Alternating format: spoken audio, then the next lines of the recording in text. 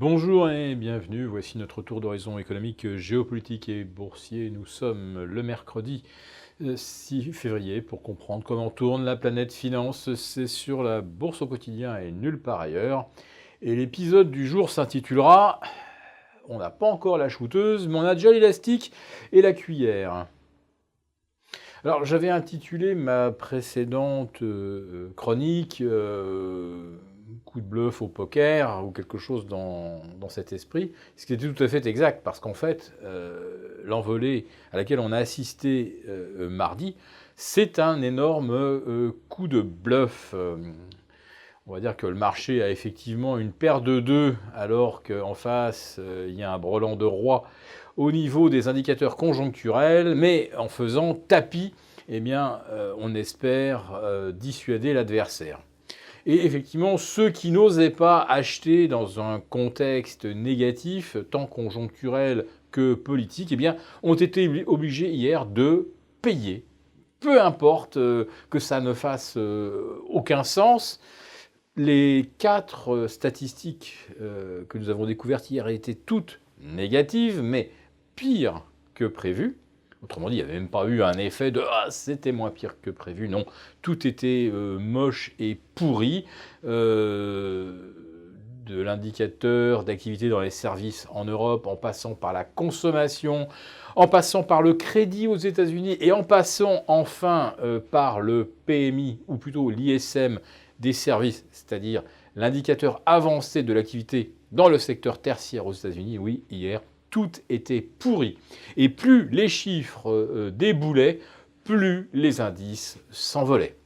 Alors ça, nous vous l'avons déjà décrit à maintes reprises au cours des 9 dernières années, où les marchés ne fonctionnaient qu'à coup de morphine monétaire. Eh bien oui, quand les chiffres sont trop mauvais, on en revient à la folle espérance que les banques centrales vont nous tirer d'affaire avec leurs grosses shooteuses, leur morphine monétaire. Donc hier, on a déjà relevé la manche, mis l'élastique, commencé à faire chauffer la petite cuillère. Il ne manque plus que la dose d'héros des banques centrales. Il faudra peut-être patienter quand même un tout petit peu parce que stratégiquement, si la BCE fait un TLTRO, mieux vaut qu'elle attende quand même le passage des élections européennes, histoire qu'on voit où se situent un petit peu les forces et les faiblesses en Europe. Quant à la Fed, elle ne va pas, elle, faire de nouvelles injections. Mais, à la lecture des chiffres qu'on a vus hier, elle pourrait bien déclarer de façon ferme et définitive que ça y est, nous avons atteint la neutralité des taux, avec un rendement de 2,25 quand on estimait 3 mois auparavant que le taux neutre se situait plutôt autour de 3% à plus ou moins 0,25 voire 0,50. Mais même avec 0,50, ça nous mettait des taux américains à 2,50 et on n'y est pas et on n'y sera peut-être pas. Ensuite, bien la Fed pourrait, en même temps que la BCE injecterait de l'argent via un TLTRO, la Fed pourrait à son tour réduire son programme de dégonflement de son bilan. C'est-à-dire au lieu de vendre 40 milliards de titres par mois, ne plus en vendre que 20, voire d'ici 6 mois peut-être ne plus en vendre du tout. Autrement dit, on aura la démonstration que la création monétaire, le quantitative easing, il est absolument impossible d'en sortir. Quant à cette espèce de fantasme de toute puissance des banques centrales qui veulent anéantir ce qu'on appelle le cycle économique, je rappelle que le cycle aurait dû faire 2009, 2015, voire 2016, et que grâce à la taxe réforme de Donald Trump, on a prolongé ce cycle jusqu'au deuxième trimestre 2018. Et là maintenant, on constate bien que le cycle de croissance est en train de s'affaiblir. Mais on ne veut plus tolérer qu'il y ait un affaiblissement de cycle. Donc on est prêt à user de tous les artifices d'abord de langage, c'est-à-dire montrer l'élastique, montrer la petite cuillère, et tout le monde devine bien que derrière il y aura le shoot. Pour l'instant, on en est juste donc à montrer les ustensiles.